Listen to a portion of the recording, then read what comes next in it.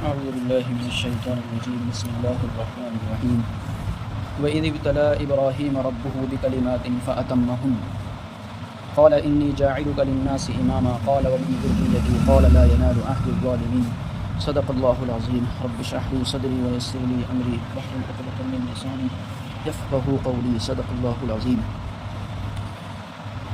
یہاں بنی اسرائیل کا جو واقعات تھے اور ان کی کارستانی، ان کی شرارتیں، وہ ساری مکمل ہو گئی۔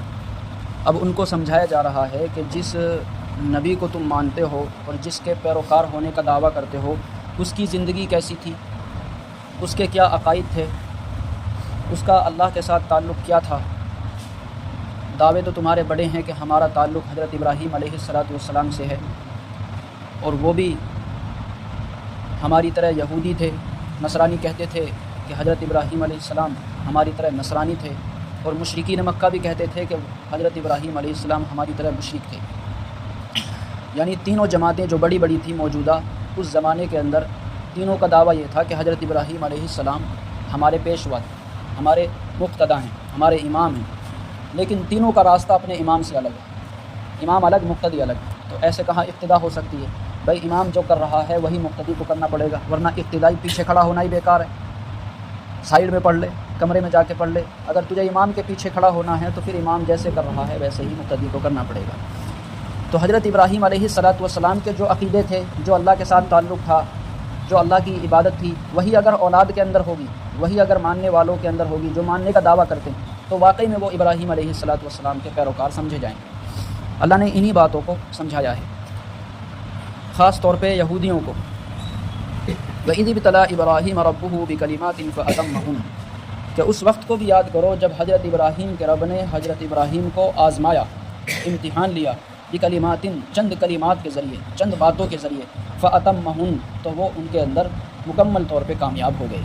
حضرت ابراہیم علیہ السلام کی آزمائش پیدائش سے لے کر آخر وقت تک رہی کہ جب تھوڑا سا شعور ہوا تو ان کے دل کے اندر یہ بات آئی کہ اس کائنات کا کوئی تو خالق ہے۔ پہلے اپنے خدا کو تلاش کیا، پہلے اپنے اللہ کو تلاش کیا۔ لمبی تفصیل ہے، اس کا تو موقع ہے نہیں۔ پھر جب دل مطمئن ہو گیا کہ اس کائنات کا بنانے والا اللہ ہے، مجھے بنانے والا اللہ ہے، تو پھر اس کی دعوت بھی دی۔ سب سے پہلے اپنے والد صاحب کو ہی دعوت دی، اور والد صاحب ہی خلاف ہو گئے اور کہا کہ اب کیا ایسی بات کرے گا تو رجم کر دوں گا، مار دوں گا۔ پھر اپنی قوم کو سمجھایا، قوم نے بھی آگ میں جلانے کی دھمکی دی اور آگ میں ڈال ہی دیا۔ پھر بادشاہ وقت جو نمرود تھا، اس کے سامنے اللہ تبارک و تعالیٰ کی توحید کو بیان کیا اور بھرے دربار کے اندر بادشاہ کو چپ کروا دیا۔ پھر حضرت ابراہیم علیہ السلام آخر میں وطن چھوڑ کر ہی چلے گئے، اور پھر جب بڑھاپے کے اندر بیٹا پیدا ہوا، پھر اس بیٹے کی قربانی مانگ لی۔ تو اللہ تبارک و تعالیٰ نے حضرت ابراہیم کو کئی امتحانات سے گزارا، لیکن ہر امتحان میں فَأَتَمَّهُنَّ وہ مکمل کامیاب ہو گئے۔ قال انی یہ ہے حضرت ابراہیم علیہ السلام کی زندگی، یہود کو بتایا جا رہا۔ قال انی جاعلک للناس اماما اللہ نے فرمایا پھر میں نے آپ کو لوگوں کے لیے امام بنا دیا ہے، یعنی آپ نے اتنے سارے امتحانات پاس کیے ہیں، قربانی دی ہے، اب میں نے آپ کو لوگوں کا امام بنا دیا۔ اور واقعی میں قربانیوں کے بعد ہی کوئی آدمی مقام تک پہنچتا ہے، اللہ بھی اسے اونچا کرتا ہے، بلند کرتا ہے، یہ قربانیوں کے بعد ہی ہوتا ہے۔ قال ومن ذریتی حضرت ابراہیم علیہ السلام نے فرمایا کہ اے اللہ میں تو آپ نے امام بنا دیا، میری اولاد میں سے بھی امام بنا دے۔ حضرت ابراہیم علیہ السلام دنیا دار آدمی تو تھے نہیں کہ ایک فیکٹری میرے لیے لگ گئی تو میرے بچوں کے لیے بھی کچھ نہ کچھ ہو جائے۔ تو حضرت ابراہیم نے اپنے لیے جو پسند کیا، یعنی اللہ کی عبادت، اللہ کی اطاعت، پیشوائی، وہی اپنی اولاد کے لیے بھی پسند کی۔ قال لا ينال عهد الظالمین اللہ نے فرما دیا بھائی ٹھیک ہے میں آپ کے اولاد میں سے امام تو بناؤں گا، پیشوا بناؤں گا، لیکن ظالموں کے ساتھ میرا کوئی عہد نہیں، میں ظالموں کو امامت نہیں دوں گا، میں ظالموں کو کوئی عہدہ نہیں دوں گا، نبوت نہیں دوں گا۔ وَإِذْ جَعَلْنَا الْبَيْتَ مَثَابَةً لِلنَّاسِ وَأَمْنًا یہاں اللہ نے یہود کو بتا دیا کہ جو پیروی کرے گا حضرت ابراہیم کی وہی پیشوا بنے گا، وہی امام بنے گا، اور جو ظالم ہوں گے وہ تو حضرت ابراہیم علیہ السلام کی پیشوائی، امامت، اس سے ان کا کوئی تعلق نہیں ہوگا۔ وَإِذْ جَعَلْنَا الْبَيْتَ مَثَابَةً لِلنَّاسِ وَأَمْنًا اور اس وقت کو بھی یاد کرو جب ہم نے کعبۃ اللہ کو لوگوں کے اجتماع کی جگہ بنا دیا، وَأَمْنًا اور امن کی جگہ بنا دیا۔ تمام لوگ کعبۃ اللہ کے اندر جمع ہوتے ہیں۔ یہاں کعبۃ اللہ کی فضیلت بھی اللہ تبارک و تعالیٰ نے بیان کی، کیونکہ آئندہ اللہ تبارک و تعالیٰ کو بیت المقدس جو قبلہ تھا مسلمانوں کا، اس کو بدل کر کعبۃ اللہ بنانا تھا، تو کعبۃ اللہ کی فضیلت بیان کی گئی۔ و امنا اور امن کی جگہ بھی بنا دی کہ وہاں کوئی باپ کا قاتل بھی آ جائے قصاص لینے کے لیے تو اس دائرے کے اندر وہ قصاص نہیں لیا جائے گا، باپ کے قاتل کو قتل نہیں کیا جائے گا۔ قتل و قتال، جنگ و جدال وہاں ممنوع ہے، حرام ہے۔ واتخذوا من مقام ابراہیم مصلی، اور مقام ابراہیم یعنی ابراہیم علیہ السلام کے کھڑے ہونے کی جگہ کو نماز کی جگہ بناؤ۔ حضرت ابراہیم علیہ السلام نے کعبۃ اللہ کی جو تعمیر کی تھی وہ ایک پتھر پر کھڑے ہو کر کی تھی، وہ جنت کا پتھر تھا۔ وہ پتھر ایک معجزے کے طور پر حضرت ابراہیم کو دیا گیا، جیسے جیسے دیوار اونچی ہوتی جاتی اسی طریقے سے وہ پتھر بھی اونچا ہوتا ہوا چلا جاتا، یعنی وہ پیڑ کا کام کرتا تھا۔ تو اس پر حضرت ابراہیم علیہ السلام کے قدموں کے نشان بھی ہیں، اور وہ کعبۃ اللہ کے اندر آج رکھا ہوا بھی ہے باہر، اور اس کے سامنے طواف کے بعد 2 رکعت نفل استحبابی طور پر پڑھنے کا حکم بھی ہے۔ وعہدنا الی ابراہیم و اسماعیل ان طہر بیتی للطائفین والعاکفین، اللہ فرما رہے ہیں کہ ہم نے حضرت ابراہیم اور حضرت اسماعیل کا ذکر کیا اللہ نے حضرت ابراہیم کے ساتھ، کیونکہ حضرت اسماعیل کی فضیلت بتانی تھی یہودیوں کو۔ ان کو گھمنڈ تھا کہ حضرت اسحاق کی نسل سے ہم ہیں، حضرت یعقوب کی نسل سے ہم ہیں، تو ہمارے ہی درمیان نبی آئیں گے، کسی اور کے درمیان نبی نہیں آئیں گے، کسی اور کی نسل سے نبی نہیں آئیں گے۔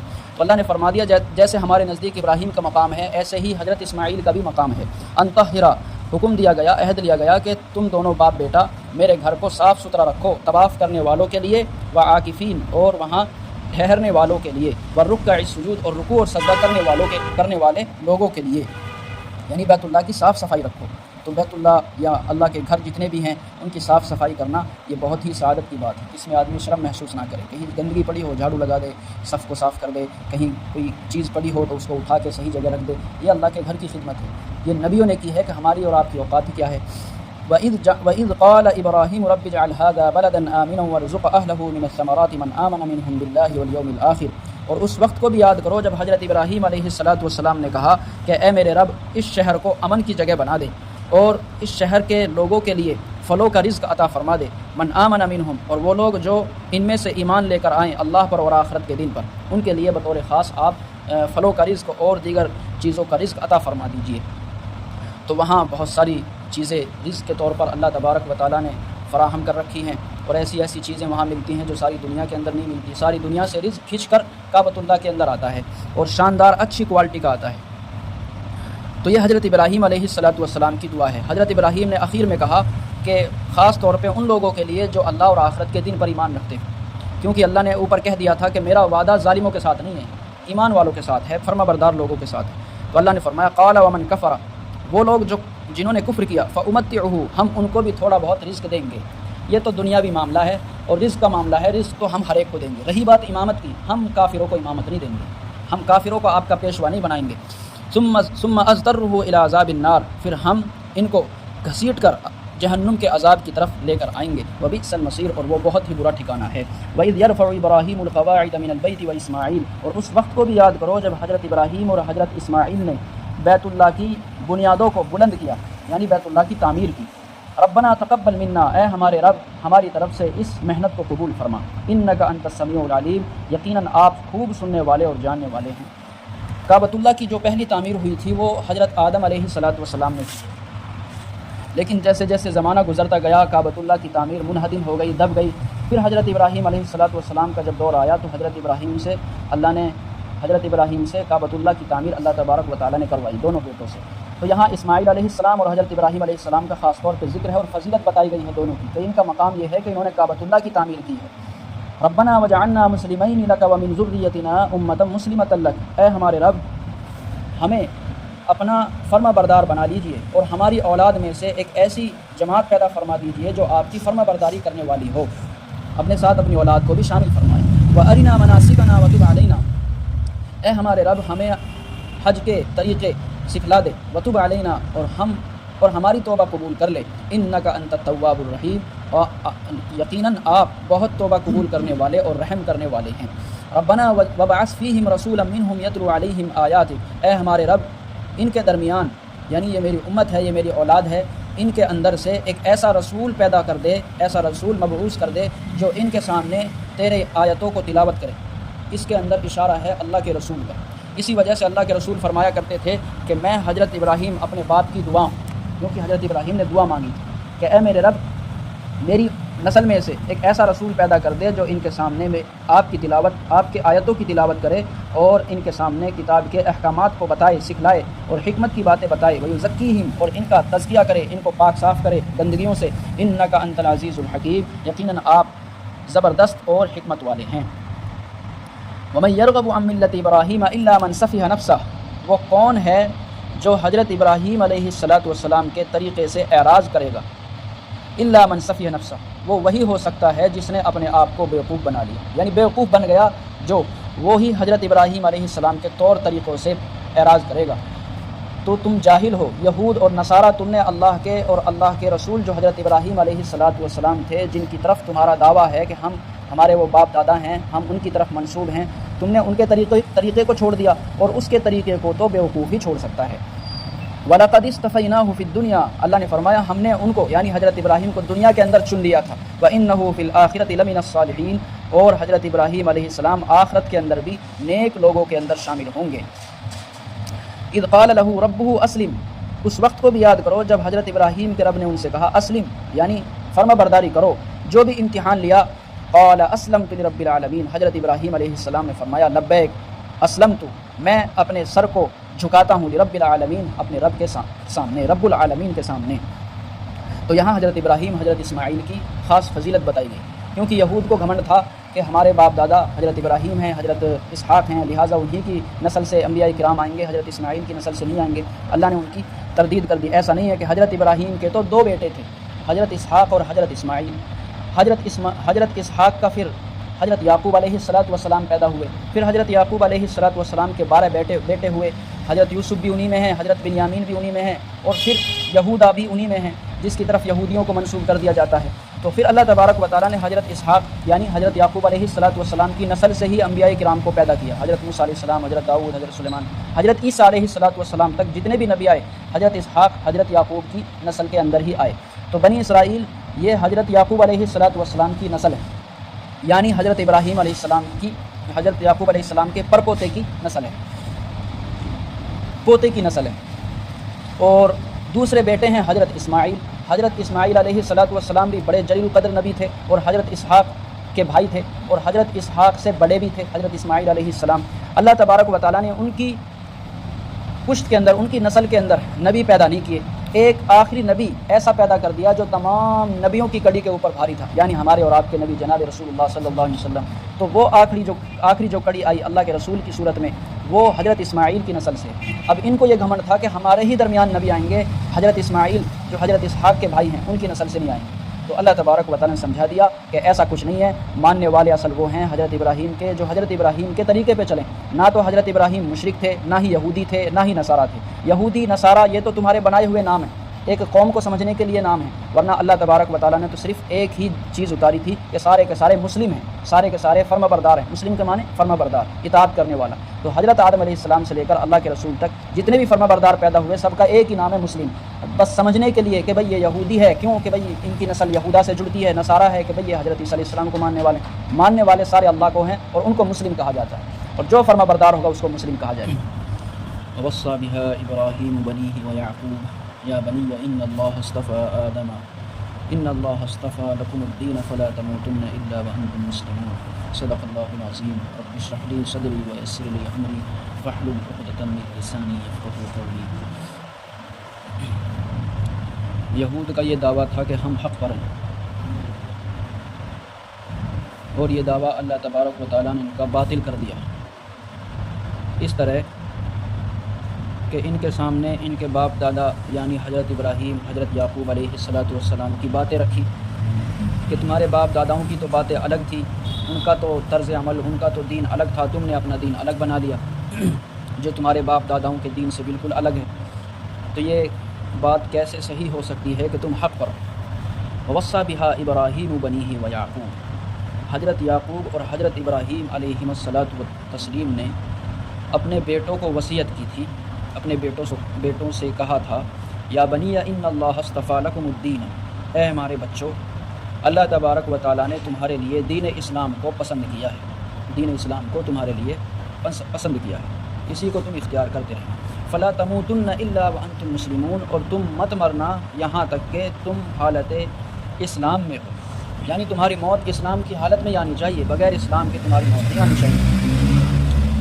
تو کیا پتہ چلا؟ حضرت ابراہیم، حضرت یعقوب علیہ السلام کا جو دین تھا وہ دین اسلام تھا، مسلمان ہو۔ ام کنتم شہداء اذ حضر یعقوب الموت، اور یہود کا یہ دعویٰ تھا، یہودیوں کا، کہ حضرت یعقوب علیہ السلام نے اپنے بیٹوں کو یہ وصیت کی تھی جب ان کی موت قریب تھی کہ بھئی تم یہودیت پر ہی مرنا، یہودی بنے رہنا، یہودیت سے بالکل ٹس سے مس مت ہونا۔ یہ ان کا دعویٰ تھا۔ اللہ تبارک و تعالیٰ نے کہا کہ تم اس وقت حاضر تھے جب حضرت یعقوب علیہ السلام کی موت آ رہی تھی، تمہیں پتہ ہی نہیں، تم تو اٹکل سے بات کر رہے ہو۔ اذ قال لبنیہ، حضرت یعقوب علیہ السلام نے اپنے بیٹوں سے کہا، ما تعبدون من بعدی، کہ تم میرے بعد کس کی عبادت کرو گے، کس کی مانو گے؟ قالوا نعبد الہک و الہ آبائک ابراہیم و اسماعیل و اسحاق الہ واحدہ، تو انہوں نے کہا کہ ہم آپ کے بعد آپ کے معبود، آپ کے باپ کے معبود یعنی حضرت ابراہیم، حضرت اسماعیل، حضرت اسحاق کے معبود کی عبادت کریں گے جو ایک ہی معبود ہے۔ یہ بات ہوئی تھی حضرت یعقوب کی اپنے اولاد سے۔ انہوں نے پوچھا کہ بھئی کس کی عبادت کرو گے میرے بعد؟ تو ان سب نے اس وقت یہ کہا تھا کہ ہم حضرت ابراہیم، حضرت اسحاق، حضرت یعقوب جو ہمارے باپ دادا ہیں ان کے دین کے اوپر چلیں گے، ان کا اللہ ایک تھا، ہمارا بھی اللہ ایک ہے، ہم اسی کی عبادت کریں گے۔ وَنَحْنُ لَهُ مُسْلِمُونَ، اور ہم اسی کی فرما برداری کرنے والے ہیں۔ لیکن اللہ کے رسول کے زمانے کے جو یہود تھے انہوں نے بات بدل دی، اپنے مطلب کی بات نکال لی۔ آگے اللہ نے فرمایا تِلْكَ أُمَّةٌ قَدْ خَلَتْ لَهَا مَا كَسَبَتْ وَلَكُمْ مَا كَسَبْتُمْ وَلَا تُسْأَلُونَ عَمَّا كَانُوا يَعْمَلُونَ، وہ تو ایسے لوگ تھے جو گزر گئے، ان کا کرنا ان کے ساتھ ہے، تمہارا کرنا تمہارے ساتھ ہے، اور تم سے ان کے کرتوتوں کے بارے میں پوچھا نہیں جائے گا۔ چلو ٹھیک ہے، تم نہیں مان رہے ہو، لیکن تمہارے باپ دادا تھے وہ، اب انہوں نے اچھا کیا یا برا کیا، ان کے بارے میں تم سے نہیں پوچھا جائے گا، اور نہ ہی تمہارے اعمال کے بارے میں ان سے پوچھا جائے گا۔ تم یہ سوچتے ہو کہ ہمارے باپ دادا بڑے اچھے تھے، ہمارا جو نسب ہے، ہماری جو نسل ہے اس کے اندر انبیاء کرام گزرے ہیں، ہم تو سیدھے ڈائریکٹ جنت کے اندر چلے جائیں گے، ہمیں عمل کرنے کی ضرورت نہیں ہے۔ ایسا نہیں ہے، انہوں نے اچھے عمل کیے، ان کا بدلہ اللہ ان کو دے گا، انہوں نے برے عمل کیے، ان کی برائی کا بدلہ ان کو ملے گا۔ تم کیا کر رہے ہو؟ تم بتاؤ، تم حق پر ہو یا تم بے دینی پر ہو؟ تم بتاؤ تم کیا کر رہے ہو؟ نہ تو تم سے پوچھا جائے گا ان کے بارے میں، نہ ان سے تمہارے بارے میں پوچھا جائے گا۔ تم خود کچھ کرو جب بات بنے گی۔ وَقَالُوا كُونُوا هُودًا أَوْ نَصَارَىٰ تَهْتَدُوا، اور وہ یہ کہتے تھے کہ بھائی مسلمانوں تم یہودی بن جاؤ یا نصرانی بن جاؤ، تہتدوا، تب ہو تم ہدایت یافتہ، تب ہو تم صحیح راستوں پر۔ کیونکہ ان کے نزدیک یہ تھا کہ یہودی اصل دین ہے یا نصرانی اصل دین ہے، یہودی اپنے دین پر ہیں یا نصرانی عیسائی اپنے دین پر۔ نصرانی عیسائیوں کو ہی کہتے ہیں، ایک ہی بات ہے۔ تو اللہ تبارک و تعالیٰ نے فرمایا قل بل ملت ابراہیم حنیفہ، اے نبی جی آپ فرما دیجئے بلکہ اصل دین تو حضرت ابراہیم علیہ السلام کی ملت ہے، حضرت ابراہیم علیہ السلام کا دین ہے، طریقہ ہے، حنیفہ جو یکسو ہو کر اللہ کی عبادت کرنے والے تھے، وما کان من المشرکین، وہ مشرک نہیں تھے تمہاری طرح۔ یہودیوں کے اندر بھی شرک آ گیا تھا، عیسائیوں کے اندر بھی شرک آ گیا تھا۔ یہودیوں نے حضرت عزیر علیہ السلام کو خدا کا بیٹا بنا دیا، عیسائیوں نے حضرت عیسیٰ علیہ السلام کو خدا کا بیٹا بنا دیا۔ تو اس طریقے سے ان دونوں گروہوں کے اندر شرک آ گیا تھا، اور جس کی طرف یہ نسبت کرتے تھے اپنی حضرت ابراہیم علیہ السلام کی طرف، وہ تو شرک کرنے والے نہیں تھے، وہ تو ایک اللہ کو پوجنے والے تھے، ایک اللہ کی عبادت کرنے والے تھے۔ تو دین اصل وہ ہے جو حضرت ابراہیم علیہ السلام لے کر آئے، یعنی حضرت ابراہیم علیہ السلام لے کر آئے ہیں، اس کا مطلب یہ ہے کہ وہ توحید پرست تھے، توحید کو ماننے والے تھے، ایک اللہ کو ماننے والے تھے۔ قولوا آمنا باللہ وما انزل الینا وما انزل الی ابراہیم و اسماعیل و اسحاق و یعقوب، اے مسلمانوں تم سب کے سب یہ بات کہو کہ ہم ایمان لائے اللہ پر اور اس پر جو ہماری طرف نازل کیا گیا یعنی قرآن کریم، اور اس پر بھی جو حضرت ابراہیم علیہ السلام پر نازل کیا گیا، حضرت اسماعیل پر، حضرت اسحاق پر، حضرت یعقوب پر اور ان کی اولادوں پر، وما اوتی موسیٰ و عیسیٰ وما اوتی النبیون من ربہم، اور ان پر جو حضرت موسیٰ کو دیا گیا، حضرت عیسیٰ کو دیا گیا، اور دیگر انبیاء کرام کو اللہ کی طرف سے، ان کے رب کی طرف سے دیا گیا تھا۔ ہم سب پر ایمان لاتے ہیں، حضرت آدم علیہ السلام سے لے کر اللہ کے رسول صلی اللہ علیہ وسلم تک جتنے بھی رسول آئے، مسلمانوں کی یہ خاصیت ہے کہ وہ سب پر ایمان رکھتے ہیں، اور جو ان کو کتاب دی گئی توریت، انجیل، زبور، اور جتنے صحیفے دیے گئے سب پر ایمان ہے ان کا، ہمارا۔ لا نفرق بین احد منہم، کہ ہم ان میں سے کسی کے درمیان میں کوئی تفریق نہیں کرتے ہیں، کہ کسی کو ہم نعوذ باللہ ولد الزنا کہیں، کسی کے اوپر تہمت لگائیں، کسی کے اوپر گستاخی کریں، ہم ایسا نہیں کرتے۔ ہم ہر ایک کو اپنے لیے قابل تعظیم سمجھتے ہیں۔ یہودی، عیسائی یہ اللہ کے رسول کی شان میں گستاخی کر سکتے ہیں، لیکن کوئی مسلمان کسی بھی نبی کے شان میں گستاخی نہیں کر سکتا، کیونکہ اس کا ہر ایک نبی کو ماننا ایمان کا حصہ ہے۔ ہمارا ایمان کا حصہ ہے کہ ہم ہر ایک نبی کی شان کے اندر گستاخی نہ کریں، بلکہ ان کی عزت کریں، ان کی تعظیم کریں، اور ان کے اوپر جو اللہ نے اتارا ہے اس کو بھی اللہ کی طرف سے نازل کردہ مانیں۔ وَنَحْنُ لَهُ مُسْلِمُونَ، مسلمون اور ہم اللہ ہی کی عبادت کرنے والے ہیں، فرما بردار ہیں۔ فَإِنْ آمَنُوا بِمِثْلِ مَا آمَنْتُمْ بِهِ فَقَدِ اهْتَدَوْا، اللہ نے فرما دیا اگر تم ایمان لاؤ تو ان لوگوں کی طرح ایمان لاؤ جیسے یہ لوگ ایمان لائے۔ صحابہ کرام نے ہر ایک نبی کو مانا، ہر ایک صحیفے کو مانا، جیسے ابو بکر ایمان لائے ہیں، جیسے حضرت عمر ایمان لائے ہیں، حضرت مصعب بن عمیر، حضرت علی، حضرت عثمان غنی رضی اللہ تعالیٰ عنہم اجمعین ایمان لائے ہیں، ایسے ایمان لاؤ۔ فقد اہتدوا، اس وقت تم ہدایت یافتہ مانے جاؤ گے۔ وَإِن تَوَلَّوْا فَإِنَّمَا هُمْ فِي شِقَاقٍ، اگر تم منہ پھیرو گے تو پھر تم دور کی گمراہی کے اندر ہو، پھر تم ضد پر ہو، ہٹ دھرمی پر ہو۔ فَسَيَكْفِيكَهُمُ اللَّهُ، اور ان قریب اللہ ان سے بدلہ لے لے گا۔ اور اللہ نے مدینے کے اندر جو یہودیوں کے قبیلے رہا کرتے تھے سب کو جلا وطن کر دیا، بھگا دیا مار مور کے۔ وَهُوَ السَّمِيعُ الْعَلِيمُ، اور اللہ تبارک و تعالیٰ خوب سننے والا اور جاننے والا ہے۔ یہ آیت وہ ہے جب حضرت عثمان غنی رضی اللہ تعالیٰ عنہ کی شہادت ہوئی تھی، وہ اسی آیت کو پڑھ رہے تھے تو حضرت عثمان غنی رضی اللہ تعالیٰ عنہ کو تلوار مار کر قتل کر دیا گیا، اور جو خون کا فوارہ تھا وہ اس آیت کے اوپر حضرت عثمان غنی کو گرا۔ فَسَيَكْفِيكَهُمُ اللَّهُ، جس کا ترجمہ یہ ہے کہ اللہ ان سے عنقریب جلد ہی بدلہ لے لے گا۔ صبغۃ اللہ، اللہ کے رنگ میں رنگ جاؤ۔ ومن احسن من اللہ صبغہ، اور اللہ کے رنگ سے بہتر رنگ کون سا ہو سکتا ہے۔ ونحن له عابدون، اور ہم اسی کی عبادت کرنے والے ہیں۔ عیسائیوں کے نزدیک ایک رنگ ہے، زرد رنگ، جب ان کے یہاں کوئی بچہ پیدا ہوتا ہے تو اس رنگ کے اندر وہ ڈبکی دلاتے ہیں کہ یہ پاک ہو جائے گا، یہ پکا سچا عیسائی بن گیا۔ اور جب کوئی بڑی عمر کا آدمی مسلمان عیسائی بنتا تو اس کو بھی وہ زرد رنگ کے اندر غسل دیتے کہ بھئی اب یہ پکا سچا عیسائی بن گیا۔ اللہ نے فرمایا ان رنگ ونگوں کے اندر کچھ بھی نہیں رکھا، اصل تو اللہ کی عبادت کرنا ہے، اللہ کی اطاعت کرنا ہے، ایک اللہ کو ماننا ہے۔ صبغۃ اللہ، اللہ کے رنگ میں رنگ جاؤ۔ تم اپنے زرد رنگ میں لوگوں کو رنگ رہے ہو، اللہ کے رنگ میں رنگنے کا مطلب یہ ہے کہ اللہ کی اطاعت کرو، اللہ نے جن کاموں کا حکم دیا ان کو کرو، اور سب سے بہترین رنگ تو اللہ ہی کا رنگ ہے۔ وَنَحْنُ لَهُ عَابِدُونَ، اور ہم اسی کی عبادت کرنے والے ہیں۔ قُلْ أَتُحَاجُّونَنَا فِي اللَّهِ وَهُوَ رَبُّنَا وَرَبُّكُمْ، اے نبی جی آپ فرما دیجئے کیا یہ لوگ ہم سے اللہ کے بارے میں جھگڑا کرتے ہیں حالانکہ وہ ہمارا بھی رب ہے اور ان کا بھی رب ہے۔ بھائی اگر کوئی چیز ایسی ہو جو میری ہے تو دوسرا آدمی اسے لینے کے لیے جھگڑے گا۔ بھائی جب تیرے پاس بھی ہے وہی چیز، میرے پاس بھی ہے وہی چیز، پھر جھگڑے کی کیا بات رہی اس میں؟ بھائی میرا بھی اللہ ہے، تیرا بھی اللہ ہے، تجھے بھی کھلاتا ہے، مجھے بھی کھلاتا ہے، ہر ایک چیز میرے اور تیرے درمیان میں برابر ہے، تو پھر تم کیوں جھگڑا کرتے ہو؟ ٹھیک اگر تم نہیں مانتے وَلَنَا أَعْمَالُنَا، ہمارے اعمال ہمارے ساتھ ہیں، تمہارے اعمال تمہارے ساتھ ہیں، تم اپنے اعمال کی سزا بھگتو گے۔ وَنَحْنُ لَهُ مُخْلِصُونَ، اور ہم تو صرف ایک اللہ ہی کی عبادت کرنے والے ہیں۔ ام تقولون ان ابراہیم و اسماعیل و اسحاق و یعقوب والاسباط کانوا هودا او نصارا، یا تم کہتے ہو کہ حضرت ابراہیم، حضرت اسماعیل، حضرت اسحاق، حضرت یعقوب اور ان کی اولاد یہ سارے کے سارے یہودی تھے یا نصرانی تھے، تم یہ کہتے ہو۔ قل انتم اعلم ام اللہ، اے نبی جی آپ ان سے کہیے کیا تم زیادہ جانتے ہو یا اللہ زیادہ جانتا ہے، یہ بتاؤ۔ ومن اظلم ممن کتم شہادۃ عنده من اللہ، اس سے بڑا ظالم تو کوئی ہو ہی نہیں سکتا جس کے پاس گواہی ہو، حق ہو، اور پھر بھی وہ اسے چھپا لے۔ ان کے پاس توریت موجود ہے، انجیل موجود ہے جس کے اندر اللہ کے رسول کی پیشگوئی ہے، لیکن پھر بھی اس کو چھپاتے ہیں اور کہتے ہیں کہ حضرت ابراہیم، حضرت اسماعیل، حضرت اسحاق یہ سارے کے سارے یہودی تھے، نصرانی تھے، حالانکہ یہودی اور نصرانی کوئی دین نہیں، کوئی مذہب نہیں، یہ سارے کے سارے حضرت آدم سے لے کر مسلمان ہی چلے آ رہے ہیں۔ تو انہوں نے اپنا دین الگ بنا لیا، اپنا نام الگ بنا لیا۔ وَمَا اللَّهُ بِغَافِلٍ عَمَّا تَعْمَلُونَ، اللہ نے فرمایا اللہ تمہارے کرتوتوں سے غافل نہیں ہے، جو تم چھپا رہے ہو گواہیوں کو سب جانتا ہے اللہ۔ تِلْكَ أُمَّةٌ قَدْ خَلَتْ لَهَا مَا كَسَبَتْ وَلَكُمْ مَا كَسَبْتُمْ، یہ تو پہلے لوگ تھے جو گزر گئے، پہلے آیت آئی تھی پھر دوبارہ آ گئی۔ لہا ما کسبت ولکم ما کسبتم، تمہارے پاس بتاؤ کیا ہے، تمہارے کرتوتوں کی سزا تمہیں ملے گی اور ان کے اعمال کا بدلہ ان کو ملے گا۔ ولا تسألون عما كانوا يعملون، اور تم سے ان کے اعمال کے بارے میں نہیں پوچھا جائے گا کہ انہوں نے کیا کیا کیا نہیں کیا، تم بتاؤ تم کس دین کے اوپر ہو۔ تو یہ سبق مسلمانوں کو بھی ملتا ہے یہودیوں کے ذریعے سے کہ ہم بھی بڑا دعویٰ کرتے ہیں کہ بھئی ہمارے اسلاف نے یہ کیا، ہمارے صحابہ کرام نے یہ کیا، ہمارے بزرگوں نے یہ کیا، ہمارے بزرگوں نے کیا۔ بھئی ہمارے بزرگوں نے جو کیا ان کا بدلہ اللہ ان کو عطا فرمائے گا، لیکن ہم تو دیکھو ہم کیا کر رہے ہیں، تھے تو وہ تمہارے ہی آبا، تم کیا ہو؟ منتظر فردا ہو، ہاتھ پہ ہاتھ دھرے منتظر فردا ہو۔ ہم تو ہاتھ پہ ہاتھ دھر کے بیٹھے ہیں بھائی ہم تو بخشش ہو جائے گی، ہمارے بزرگوں نے جو کام کر لیا ان کی وجہ سے ہم بھی چلے جائیں گے۔ ایسا نہیں، ہر ایک کا بدلہ، ہر ایک کے کرتوت کا بدلہ انسان کو خود ہی دینا پڑے گا، کسی اور سے اس کے کرتوت کے بارے میں نہیں پوچھا جائے گا۔ اللہ تبارک و تعالی مجھے بھی آپ کو بھی عمل کی